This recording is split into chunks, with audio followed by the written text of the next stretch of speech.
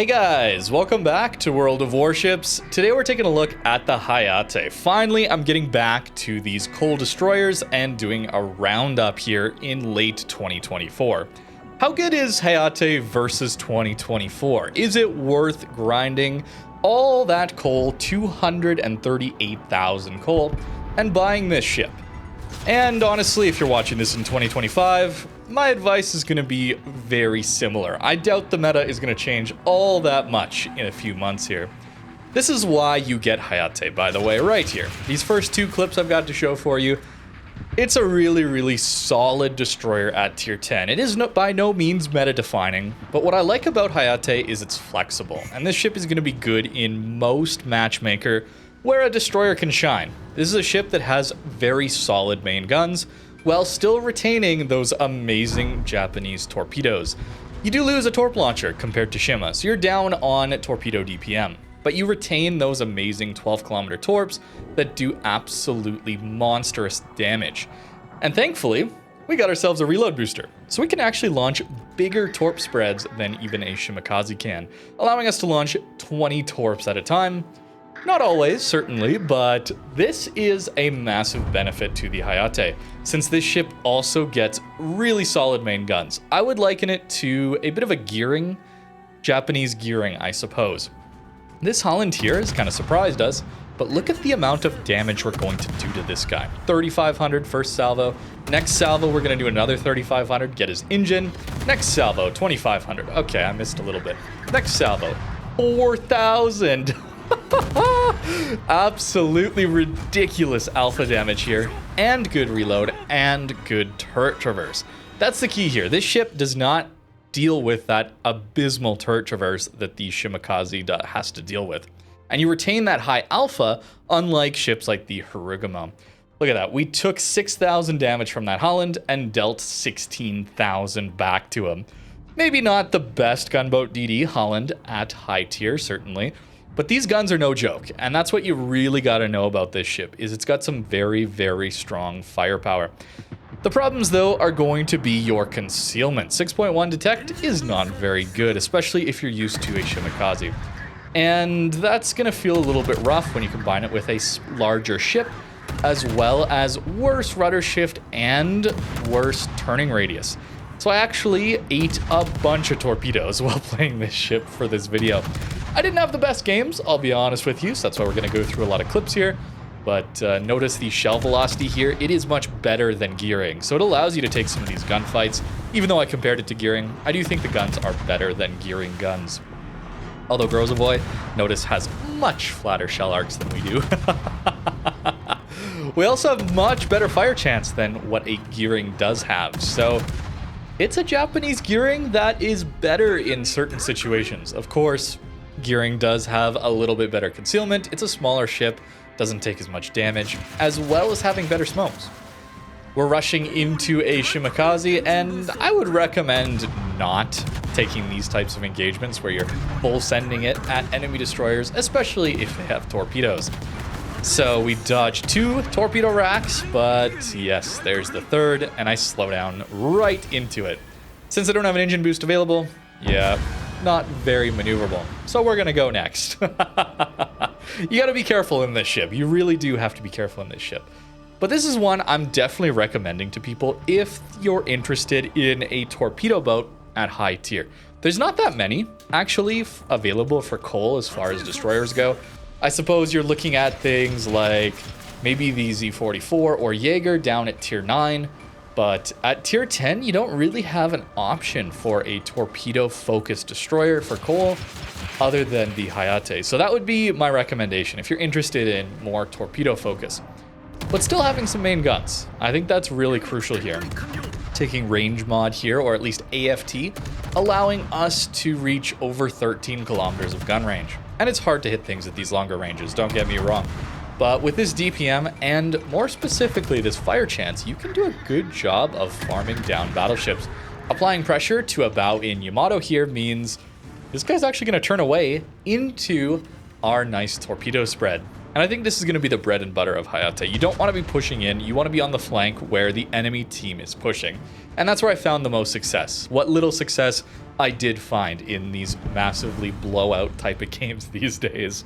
Maybe I'm being too easy on this ship. I've been pretty critical of some ships in this game when I don't manage to get one or two really stellar matches. But I think it just comes down to the tools Hayate has, and I believe in the all-around power of this ship a little bit more so than very niche specific ships that have really good power in a very small set of circumstances, and the rest of the time it feels out of its depth. Here I feel like we just, well, got blowout matches, and that happens in World of Warships. We do break the engine on this Yamato, get ourselves a flood, I believe, as well. So varying those torpedoes can be a really nice way to guarantee even more damage. You're forced to with a torpedo reload booster. You can't launch all 20 at once, right? You can launch 10, and then you gotta wait a bit for that torpedo reload booster to do its thing. And then you launch another 10, and in this case, it guaranteed us a damage control on that Yamato, and even more damage.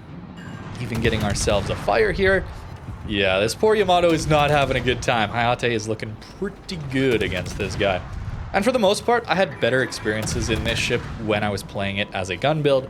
But that makes sense. In blowout games, you're not going to have those opportunities to really make use of that torpedo firepower. Not nearly as much, because they're over so fast, right? Either your team's winning and they're all running away. So how are you going to torp at people running away with such poor detection on your torpedoes? That is the downside, of course, on Japanese torpedoes. But if you've already played Shima, you already know that. The guns at least do give you an ability to do a bit of damage when people are kiting. And similar for when your team has lost everything. You just don't have that many torpedo salvos to launch at people. The other thing being, well, the detection on these torps means it's very easy to spot them and dodge them, if you have decent rudder shift, that is. Certainly, battleships are going to be much easier to hit, but against destroyers and cruisers, Japanese torps are typically spotted from much further away, owing to their massive alpha damage. So it's a little bit harder to hit ships when they're pushing into you directly bow on. This, for example, is a terrible torpedo angle on a St. Vincent. Perhaps the Condi turns around and takes one, but unfortunately that did not happen. Trying to torp a Condi or a St. Vincent is very difficult. With those engine boosts and their decent maneuverability, yeah, it's pretty difficult.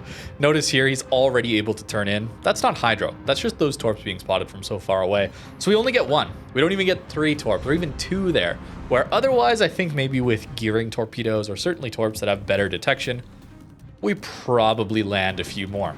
But that's a trade-off for that higher alpha damage. On this flank here, unfortunately, we're going to be losing our carrier and, yeah, quickly turning into a blowout in this one. I will say, I did get quite a bit of spotting damage with this ship. So when you're running that more torp-focused build, it does allow you to do a lot of good scouting for your teammates. Condi pushing in here, and now that he's spotted by my teammates, that's the key here, I can smoke up and actually do some damage. Don't smoke up if you're the only one spotting. It's really, really important. Otherwise, you're just wasting a smoke, as well as making it very difficult for your teammates to do anything and have any battle impact, because the ships just aren't going to be spotted. Notice that AP damage? It's actually not too bad either. So if people are broadside, could be worth going after, especially if their superstructure is already saturated. Vincent here pushing in as well. We have a Jacksonville on our side, so these guys go down rather quickly. Don't think it's just Hayate DPM, but we're over 100k now in this game. And a lot of that is thanks to the main guns. Sure, 3 torpedo hits is going to do a lot of damage, but these guns do give you that opportunity to farm a bit more consistent damage. Torps are high risk, high reward, of course.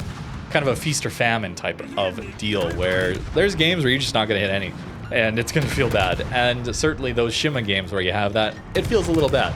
And I think that's why I like Hayate. Personally, I like it more than a Shimakaze. But that's because I value that consistency of main guns, allowing me to take DD engagements like we saw earlier and actually be a threat rather than having to really be careful and focus on playing around my teammates, making sure I have backup. I can play more aggressive in the Hayate than I can in a Shimakaze, assuming I don't eat torps like I did today. That's always going to be a bit of an issue. We get ourselves another fire on that Petro, a nice little perma fire. And unfortunately, we do end up losing this one. But It's hard to farm at longer ranges, cruisers especially, so taking a full gun build might not be the best approach. Here we're doing more of a torpedo focused build. Notice our gun range goes way down. It's still usable, but I wouldn't necessarily want this if I'm really focusing on my main guns. I do want a little more range to either smoke up and farm with, or even do a little bit of open water. Certainly it's a little harder in this ship thanks to it being a little bit larger than a Shimakaze and a little less maneuverable. But hey, you got a lot of HP. Haven't touched on that yet, but over 24,000 HP feels pretty good, I gotta say. Dealing with this Kleber, it's always hard to deal with things like a Kleber that massively outgun you, especially if they have a reload booster available. But in this case, Napoli was spotting for us, and even though I was running a full Torp build in this game, we still managed to do some good damage and push him away. It's taking those specific engagements that allows you to do well against those gunboats, and especially since we can outspot him, right? That's going to be a bit of a problem with Hayate, considering you have 6.1 detect. There's plenty of destroyers with 6, 5.9, even 5.6 kilometers of detect. So it can be a little bit awkward to play this ship if you're used to Shimakaze detection.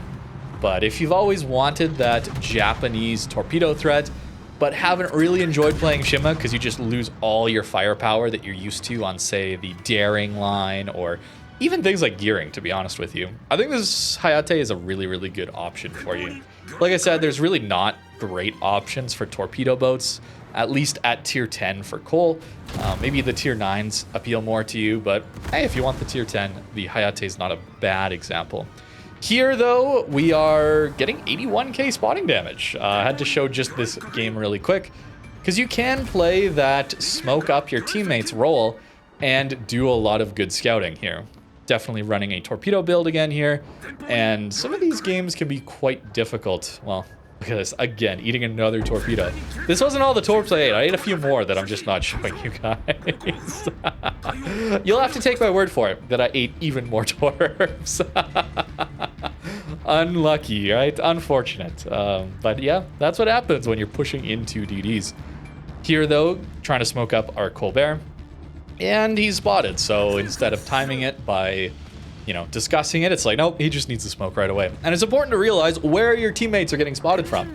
So I gotta turn to the right instantly to make sure he's not spotted by the enemy Vermont, for example. And Holland is going to take a lot of damage from a Colbert at these ranges. So teaming up like this can be a good idea, even with randoms players. It's not always going to work out with randoms players. Certainly this Colbert recognized me, so it works out a little bit better when you have teammates that know you. But hey, running a div can work. Obviously, though, if you're running a div and you're wanting to smoke people up, just run a gearing. It's just so much better. The smokes last way longer and are much better for this smoke up play. And even though that's the case, Hayate does an okay job. It does an okay job here. I like this ship, I gotta say. It's comfortable to play because it has solid torp power, solid gun power. It doesn't feel like you're lacking in any specific area outside of, I guess, your maneuverability and your survivability. That's the key here, is not dying too quickly to torps coming in at you and eating them. Or when you take on some of those gunboat DDs, you gotta be careful. You're a bigger target than they are a lot of the time, less maneuverable, so you're gonna take more damage because of that. And, of course, the elephant in the room is, if you're a bigger DD, perhaps you're going to take more damage to carriers. Yeah, you got to worry about that as well. But any DD has to do that, and you really do have to play around your teammates if you're going to be in carrier games, especially if you're trying to flank. Be careful. Be careful with that, because this ship will take a ton of damage to carriers. Marseille here is turning in, and we're going to try and lay some bait, I guess, is the idea here. When you torp, you realize someone's going to dodge your torps by turning in like this. Well, if I shoot and open up, he might take the bait and try and turn to shoot me with all of his main guns, which would involve him turning broadside to those torpedoes. This Marseille plays it smart and does not eat any of those torpedoes. So, yeah, we're playing against good players. Unfortunate, right? Why don't they just sit broadside and eat all of my torpedoes? Unfortunate, But good play by him. Unfortunately, it was just a blowout game, so not much chance there. And we only did 10,000 damage. Feels bad. That's kind of how my games were going. They were not great, so even including this one. But 127k spotting damage is pretty interesting and offers up a different playstyle that this ship can do. And really, that's the main reason I like this ship, of course, is that it's good at multiple roles. It's flexible. And that's cool to have as a Japanese destroyer. You don't really see that in the Shimakaze or the Harugumo as much. They both are a little bit more niche, right? There's much more torp focus on Shima.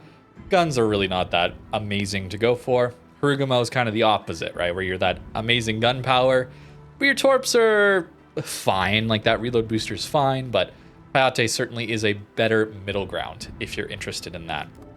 6.1 detect, though, is a little awkward with this ship. Maybe if it was 6 kilometers or maybe 5.9, similar to like a gearing, then it would feel a little bit more comfy. But as it stands, it's still not bad.